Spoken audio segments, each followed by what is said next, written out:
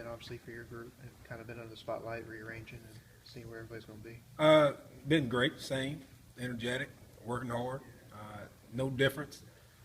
And, you know, we had to move some people around, but it's not as drastic as people think.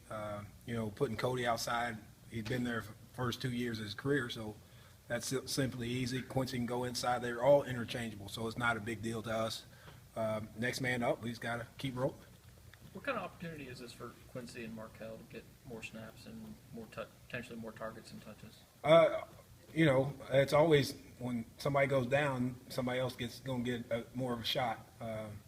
So hopefully I just tell them whenever your number's called, and I've been telling them this all year, whether you get one ball thrown to you or 100, whenever you get a chance, make the most out of your opportunity.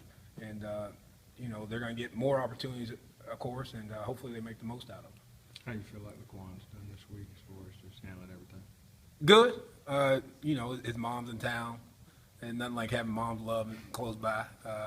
But, you know, I'm sure he's a competitor, so naturally he wants to be out there competing.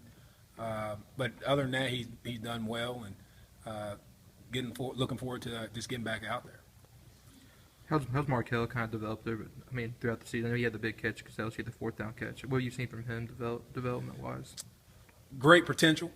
He is going to be special. You know, he's still a freshman, and sometimes I forget that, especially this time of the year, because I see him every day, so I forget that this time last year he was playing for Purvis, you know. So he's still got a lot to learn, but has come a long way. And as long as he keeps getting better every week, I expect him to be a really good player in time.